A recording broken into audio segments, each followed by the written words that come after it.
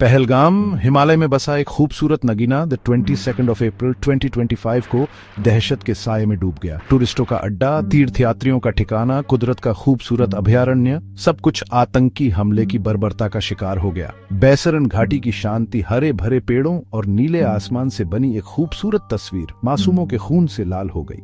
यह हमला अचानक और बेरहम कश्मीर के दिल को चीरता हुआ चला गया, पीछे छोड़ गया मौत और बर्बादी का मंजर। दोपहर की शांति गोलियों की आवाज से टूट गई। कुदरत की मीठी धुनों की जगह हिंसा का खौफनाक संगीत बजने लगा।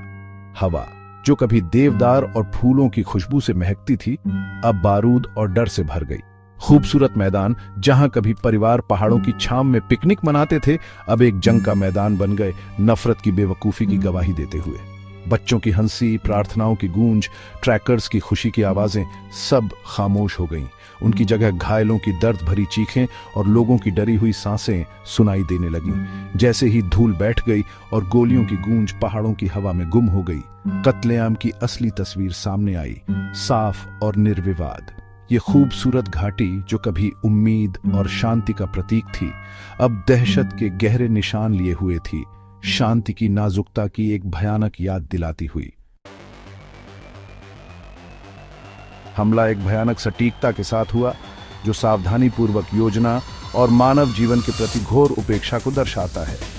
4 से 5 आतंकवादियों का एक समूह जो सैन्य वर्दी में छिपे हुए थे, बैसरन के ऊपर जंगली ढलानों से निकला।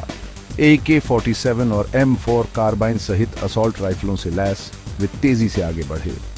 उनकी हरकतें इलाके से उनकी अच्छी वाकिफियत को दर्शाती थीं। उनके चेहरे बालाक्लावा के पीछे छिपे हुए थे। उनमें पछतावे का कोई निशान नहीं था, केवल अधिकतम लोगों को हताहत करने का एक ठंडा, सोचा समझा दृढ़ संकल्प था। आतंकवादियों ने पर्यटकों के एक समूह को निशाना बनाया। उनके शिकार सावधानी से चुने गए थे। हिंदुओं का एक मिश्रण, जिसमें 2 विदेशी, 2 स्थानीय और हरियाणा के रहने वाले 26 साल के एक युवा, भारतीय नौसेना के ऑफ ड्यूटी ऑफिसर लेफ्टिनेंट विनय नरवाल शामिल थे। हमलावरों ने, जिनकी पहचान छिपी हुई थी, नजदीक से गोली चलाने से पहले अपने पीड़ितों के पहचान पत्र देखे। उनकी हरकतें हमले के सांप्रदायिक प्रकृति का एक भयानक प्रमाण थी। 35 से 40 मिनट तक घाटी गोलियों की लगातार बौछार से गूंजती रही। हवा तनाव से भर गई। सन्नाटा दहशत की चीखों और शरीर के जमीन पर गिरने की आवाज से टूटता रहा। आतंकवादी अपना मिशन पूरा करके घने जंगल में वापस घुस गए, अपने पीछे अकल्पनीय नरसंहार का दृश्य छोड़ गए। पहलगाम हमले ने पूरे भारत में गुस्से और दुख की लहर दौड़ा दी। देश जो अभी भी पिछले हमलों के आघात से जूझ रहा था, इस नए हमले की क्रूरता से हिल गया। संसद के हॉल से लेकर दिल्ली की सड़कों तक न्याय के लिए एक सामूहिक आवाज उठी। अपराधियों के खिलाफ तत्काल और निर्णायक कार्रवाई की मांग उठी। प्रधानमंत्री नरेंद्र मोदी ने अपनी सऊदी अरब यात्रा को छोटा करते हुए भावुक स्वर में राष्ट्र को संबोधित किया। उन्होंने अपराधियों को न्याय के कटघरे में लाने का संकल्प लिया और एक ऐसे जवाब का वादा किया जिससे आतंकवादियों और उनके आकाओं को भारी कीमत चुकानी पड़ेगी। गृह मंत्री अमित शाह ने भी यही भावना व्यक्त की और देश को आश्वासन दिया कि निर्दोषों के बलिदान व्यर्थ नहीं जाएंगे। भारत की प्रतिक्रिया तेज और बहुआयामी थी, जिसमें राजनयिक, आर्थिक और सैन्य उपाय शामिल थे।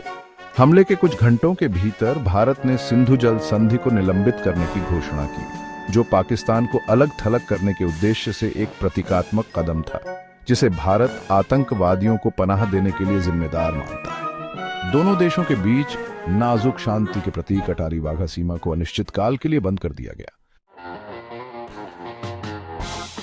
चौथा भाग, पाकिस्तान का रुख, इनकार और चुनौती। जैसी उम्मीद थी, पाकिस्तान ने पहलगाम हमले पर अपने पुराने तरीके से प्रतिक्रिया दी, इनकार और बात घुमाना। सरकार ने हमले की सामान्य शब्दों में निंदा करते हुए अपनी संलिप्तता के आरोपों का सीधे तौर पर जवाब देने से परहेज किया। इसके बजाय उसने अपनी सामान्य बयानबाजी का सहारा लिया। भारत पर पाकिस्तान को बदनाम करने और कश्मीर में कथित मानवाधिकारों के हनन से ध्यान हटाने के लिए हमले का इस्तेमाल करने का आरोप लगाया। हालांकि अनौपचारिक सूत्रों ने एक अलग तस्वीर पेश की। अपने कट्टर विचारों के लिए जाने जाने वाले पाकिस्तानी राजनयिक अब्दुल बासित ने बलूचिस्तान या पाकिस्तान के कब्जे वाले कश्मीर में संभावित भारतीय सैन्य कार्रवाई का संकेत दिया। उनकी टिप्पणियां हालांकि आधिकारिक मंजूरी के बिना पहलगाम हमले के संभावित परिणामों के बारे में पाकिस्तान के रणनीतिक हलकों में बढ़ती बेचैनी को दर्शाती है। इस बीच पाकिस्तानी सेना कोई जोखिम नहीं उठा रही थी। देश के सशस्त्र बलों को हाई अलर्ट पर रखा गया था। नियंत्रण रेखा के पास सैनिकों की आवाजाही की सूचना मिली थी। पंजाब के टिल्ला रेंज में तोपखाने और बख्तरबंद इकाइयों से जुड़े सैन्य अभ्यास किए गए, जो किसी भी भारतीय दुस्साहस को रोकने के लिए शक्ति प्रदर्शन का इरादा रखते थे। 5वां भाग, कगार पर, युद्ध का खतरा।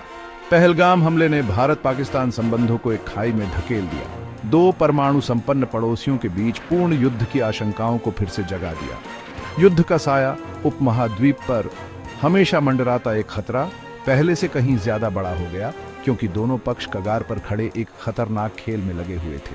पाकिस्तान से उत्पन्न होने वाले वर्षों के सीमा पार आतंकवाद से भारत का धैर्य जवाब दे गया। वह हिंसा के चक्र को तोड़ने के लिए दृढ़ संकल्पित दिखाई दिया।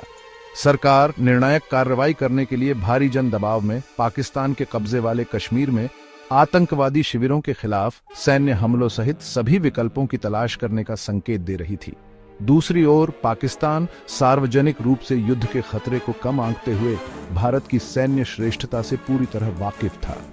देश का नेतृत्व आतंकवादी समूहों पर लगाम लगाने के अंतर्राष्ट्रीय दबाव और अपने भारत विरोधी बयानबाजी को बनाए रखने की घरेलू मजबूरियों के बीच फंसा हुआ था, खुद को एक खतरनाक रास्ते पर चलता पाया।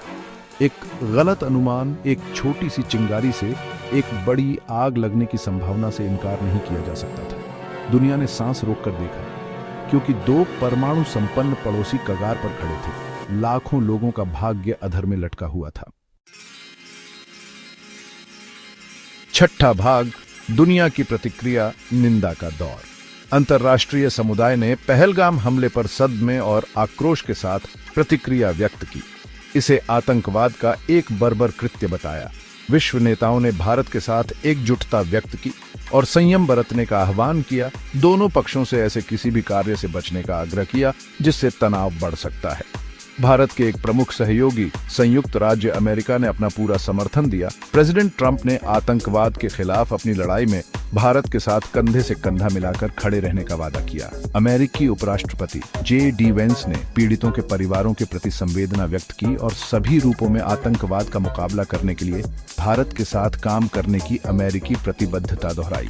संयुक्त राष्ट्र सुरक्षा परिषद ने एकता के एक दुर्लभ प्रदर्शन में हमले की कड़ी निंदा की। इसे अंतर्राष्ट्रीय शांति और सुरक्षा के लिए खतरा बताया। परिषद ने मांग की कि हमले के लिए जिम्मेदार लोगों को न्याय के कटघरे में लाया जाए और सभी राज्यों से आतंकवाद का मुकाबला करने के भारत के प्रयासों में सहयोग करने का आग्रह किया। 7वां भाग, जमीन पर दाग, आतंक का स्थायी प्रभाव। पहलगाम हमला केवल निर्दोष लोगों पर हमला नहीं था, यह कश्मीर की आत्मा पर हमला था। घाटी, जो कभी अपनी लुभावनी सुंदरता और गर्मजोशी भरी मेहमाननवाजी के लिए जानी जाती थी, अब दहशत के गहरे निशान लिए हुए थी। इस हमले ने कश्मीर के पर्यटन उद्योग को गहरा झटका दिया। कभी फलते फूलते पर्यटन स्थल सुनसान दिखाई दे रहे थे। इस हमले का कश्मीर के लोगों पर भी गहरा प्रभाव पड़ा। असुरक्षा की भावना नए जोश के साथ फिर से उभरी। पहलगाम हमला एक भयानक अनुस्मारक के रूप में कार्य करता है। इस घटना ने बातचीत और सुलह की तत्काल आवश्यकता को रेखांकित किया। चिकित्सा प्रक्रिया तभी शुरू हो सकती है जब बंदूकें खामोश हो जाएं। दुनिया ने देखा और इंतजार किया, इस उम्मीद में कि हिमालय में गोलियों की गूंज व्यापक संघर्ष की प्रस्तावना नहीं होगी।